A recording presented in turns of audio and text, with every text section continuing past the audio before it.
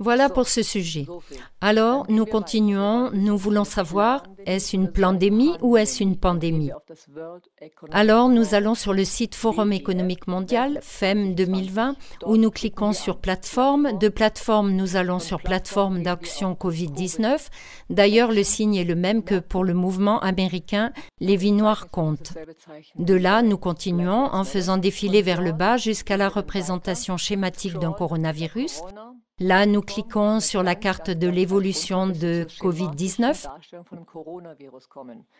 qui est la transformation numérique du monde via le coronavirus. C'est pourquoi elle est appelée carte de l'évolution de Covid-19 sur le site du Forum économique mondial. Nous attendons qu'elle s'ouvre. Nous cliquons maintenant sur « Éviter l'infection et la propagation du Covid-19 ».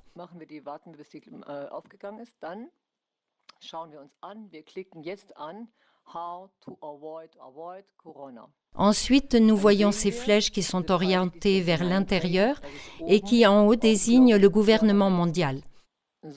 Voilà, donc nous savons que le coronavirus veut aider le gouvernement global, c'est-à-dire un gouvernement unique mondial, à monter sur le trône. C'est pourquoi le virus s'appelle Corona. Il veut couronner le nouvel ordre mondial. Alors, nous savons déjà à ce stade qu'il ne s'agit pas d'une pandémie, mais d'une plandémie. Que tout est intentionnel. Ce n'est pas une théorie de conspiration, mais un plan du Forum économique mondial où Bill Gates joue un rôle très important. Donc, quand on a cliqué là-dessus, on voit aussi santé globale. Regardez cela. Cliquez ensuite sur Santé globale. Alors, tout le disque tourne à nouveau et vous pouvez jeter un coup d'œil sur ce que signifie Santé globale. Entre autres choses, il y a le terme ingénierie. De là, nous cliquons sur Biotechnologie. Les mots tournent, puis regardez le génome amélioré. Ensuite, nous passons à amélioration de l'être humain, c'est-à-dire eugénisme, reproduction humaine. Enhancement, zu Deutsch Menschenverbesserung, übersetzt Eugenik, Menschenzucht. Et quand vous avez cela au milieu, cliquez sur Ingénierie sur le génome, c'est-à-dire la 5G. Nous savons tous que l'irradiation, sous quelque forme que ce soit, stérilise lentement ou rapidement. La 5G est une irradiation permanente et qui va détruire les cellules germinales et les génomes de nos enfants. Dans 10 à 15 ans, nous constaterons qu'ils ne peuvent plus avoir d'enfants. Une stérilisation de masse. Cela signifie qu'il n'y aura plus d'enfants engendrés, des enfants créés de façon naturelle, mais seulement des enfants produits industriellement. C'est ce qu'on appelle la production humaine industrielle.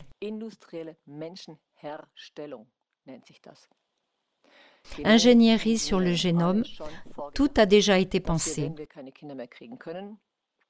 Cela signifie que quand nous ne pourrons plus avoir d'enfants, et nous devrions ne pas en avoir, parce qu'ils émettent 58,6 tonnes de CO2 et polluent donc l'environnement, et que nous aurons probablement une monnaie CO2, nous allons devoir faire la demande auprès d'entreprises pour avoir un enfant. Et si c'est OK, alors ce sera un enfant créé par le génie génétique. Cela fait de nous un produit de l'industrie. Voilà maintenant, s'il vous plaît, et c'est la dernière chose, allez sur neurosciences. Donc, si vous vous trouvez dans amélioration de l'être humain, alors vous trouverez neurosciences.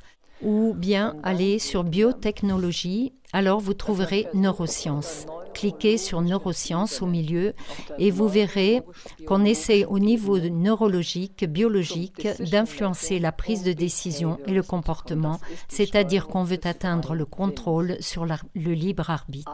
Tout cela est visible sur le Forum économique mondial. Pas une théorie de conspiration. Un grand plan. Regardez par vous-même.